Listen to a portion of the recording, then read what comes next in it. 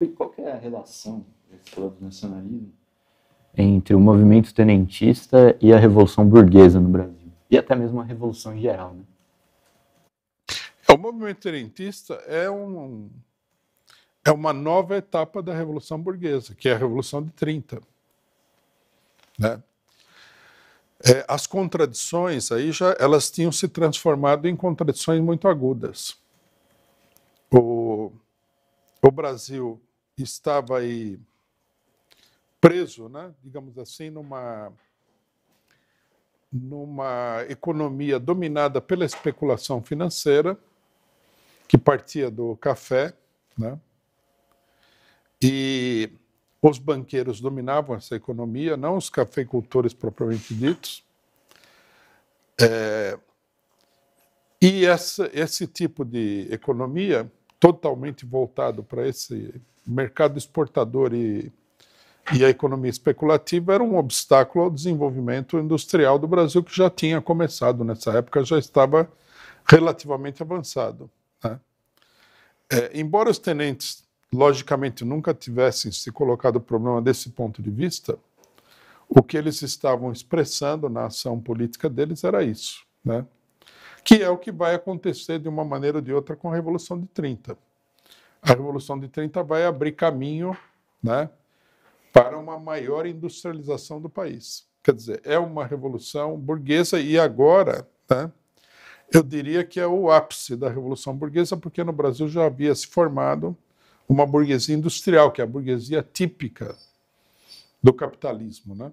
Nós temos vários tipos de burguesia. As outras burguesias, elas são formações anteriores ao desenvolvimento pleno do capitalismo, que só se dá com a Revolução Industrial. Né? Então, o movimento tenentista é uma expressão da Revolução Burguesa no Brasil. Como essa crise na República Velha, na República do Café com Leite, era vista na população também? Porque não eram. Eu estava me lembrando agora de um livro do Alcântara Machado, que agora eu não vou lembrar qual que é. Acho que é Pate Baby, não lembro, que é o que ele... Não, Laranja da China. Que ele faz meio que uma... Ele faz como se personagens históricos famosos fossem brasileiros e vivessem naquela época, né? Então, eu acho que o livro começa com Aristóteles. Aristóteles aí tem um nome bem brasileiro, tudo, e ele sobe no bonde aqui em São Paulo, pega uma nota, tem a cara acho que do Arthur Bernardes, e ele fala, não aceito Arthur Bernardes. Qual que era... Então, assim, você vê que na população, tudo bem que é uma obra de ficção, né? Mas qual que era, de fato, como que essa crise era vista na população brasileira em geral? Qual que era o descontentamento? A pobreza estava muito acentuada? Qual que era a grande crise? Bom, nós tínhamos aí uma série de fatores, né? Nós tínhamos, por exemplo, aí na hora de estudar o que foi a Revolução de 30, nós temos que levar em consideração a combinação de fatores. Primeiro, o descontentamento das oligarquias regionais e, consequentemente, da classe média de vários estados e tudo mais, com a situação política e econômica do país, onde predominava, né, os estados do Sudeste, principalmente o estado de São Paulo. Essa política do café e da especulação com o café, ela era muito...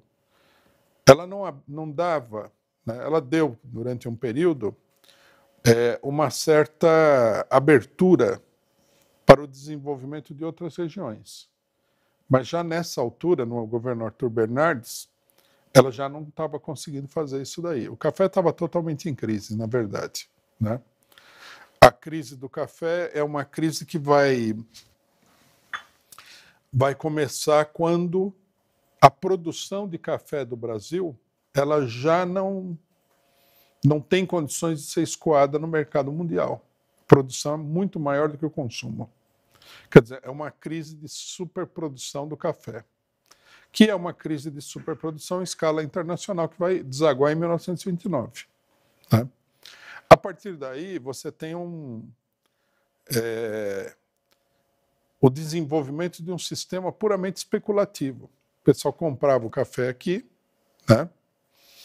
O café era armazenado num lugar, aí o pessoal esperava a melhor oportunidade para vender. Enquanto isso, os títulos do café na bolsa, né, na bolsa de mercadorias, eles iam girando num movimento especulativo muito grande.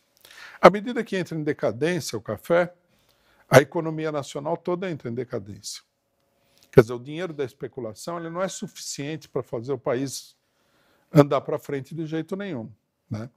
E há também a necessidade do Estado Nacional de defender o café dessa situação do mercado, né? Comprar estoques, investir aí, conseguir empréstimos.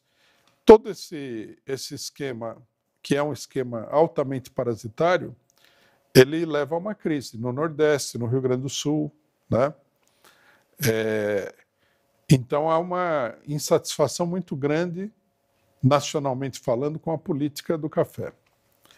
Bom, o segundo fator é que nessa altura o movimento operário brasileiro já havia evoluído muito, né? Nós temos aí a formação de sindicatos industriais, né? Ultrapassando aqueles sindicatos por ofício, né? Que são sindicatos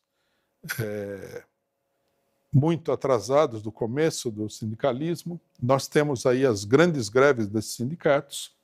Nós temos a greve de 1917 e nós temos, inclusive, a fundação do PCB que se dá nesse mesmo ano de 1922. Não é uma coincidência, né? A evolução do movimento operário se encontra com a crise do regime político. Então, esse segundo fator aí é um fator muito importante.